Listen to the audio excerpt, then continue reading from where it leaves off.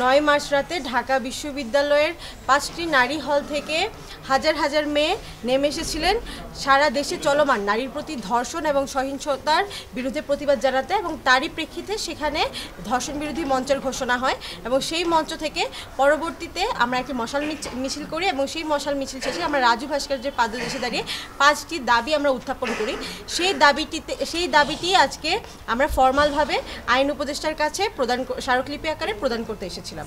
এবং আমাদের এই মূলত 5টি দাবির মধ্যে মূলত ছিল প্রথমত আসিয়ার আসিয়ার ধর্ষণ এবং হত্যা চেষ্টার যে মামলাটি আছে, যে কেসটি আছে, সেটিকে সর্বোচ্চ গুরুত্বের সাথে দেখতে হবে এবং যেন 1 মাসের মধ্যে সেটার বিচারিক প্রক্রিয়াটির কাজ যেন অন্তত শেষ হয়। এবং আমরা আশা করছি আমাদের পক্ষ থেকে এটা সর্বোচ্চ শাস্তি মৃত্যুদণ্ড নিশ্চিত করা হবে, যাতে এটা সারা বাংলাদেশের সামনে একটা দৃষ্টান্ত হয়ে থাকে, বাংলাদেশ একটা ইতিহাসের মাইলফলক হয়ে থাকে, যেন আর কোনো ধর্ষক বা নিপীড়ক এহেন নিকৃষ্ট কাজ করার আগে এই দৃষ্টান্তের কথা একবার ভাবে।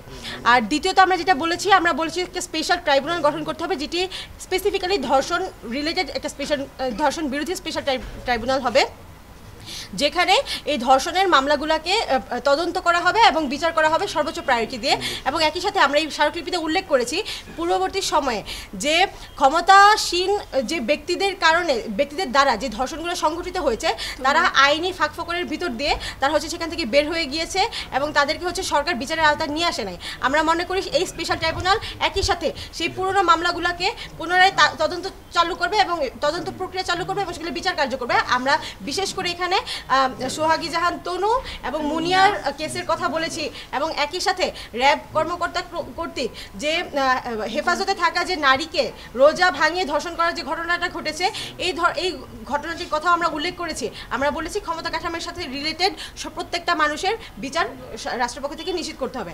এবং তৃতীয়ত আমরা বলেছি এই সারা দেশে নারী যে নিরাপত্তাহীনতায় ভুগছে সেই বিষয়ে ব্যর্থতার দায় স্বীকার করে রাষ্ট্রকে জবাবদিহিতা করতে হবে। আমরা বিশেষ করে আইন উপদেষ্টা, স্বরাষ্ট্র উপদেষ্টা এবং মহিলা এবং শিশু বিষয়ক উপদেষ্টার কথা বলেছি আমরা।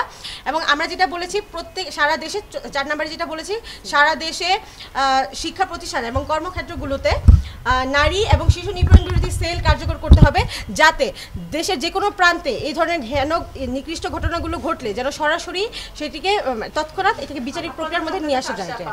এই ঈদে জামা জুতো অ্যাক্সেসরিজের ডিসকাউন্ট। জি, বিচারের আমি একটু শেষ করি। লাস্ট আমাদের আরেকটা দাবির কথা যেটা ছিল, সেটা হচ্ছে আমাদের দেশে ধর্ষণ রিলেটেড যে আইনগুলো আছে সেগুলো অনেক ক্ষেত্রেই আইনি পরিভাষায় অস্পষ্টতা আছে এবং ভেগনেস আছে, যেগুলোকে সংজ্ঞায়নে ভুল আছে। এই জিনিসগুলোকে ব্যবহার করে ধর্ষকরা সেখান থেকে ফাঁকফোকর দিয়ে বের হয়ে যায়। আমরা বলেছি যেন এই আইনগুলো রিফরমেশন করা হয়, যথাযথ সংজ্ঞায়ন করা হয়, ধারা উপধারাগুলোকে আরও সুস্পষ্টকরণ করা হয়। আর যে প্রশ্নটা আপনি করলেন, যে স্যার বলেছে যে আমরা জেনেছি যে ইতিমধ্যে গভর্নমেন্ট থেকেও কিন্তু ডিক্লারেশন দেওয়া হচ্ছে যে তারা 1 মাসের মধ্যে সেটাকে রিজলভ করার ট্রাই করবে। সুতরাং আমরা মনে করি তারা এই বিষয়টাতে আমাদের সাথে একমত যে তারা 1 মাসের মধ্যে, দ্যাট মিনস সর্বোচ্চ দ্রুততম সময় তারা এই বিচারিক প্রক্রিয়াটা শেষ করবে। এবং আরেকটা কোয়েশ্চেন যেটা করেছিলেন, জি, 3 উপদেষ্টা আমরা ইতিমধ্যে দেখেছি 2 জন উপদেষ্টা তার দায় স্বীকার করেছেন এবং এটা নিয়ে প্রকাশে তারা বলেছেন যে তারা নারীদেরকে নিরাপত্তা দিতে ব্যর্থ হয়েছেন, সেটার জন্য তারা আন্তরিকভাবে দুঃখিত। তো সুতরাং মনে করি এই দাবিটাতেও তারা মোটামুটি আমাদের সাথে একমত হয়েছে এবং টার্মে এসেছে।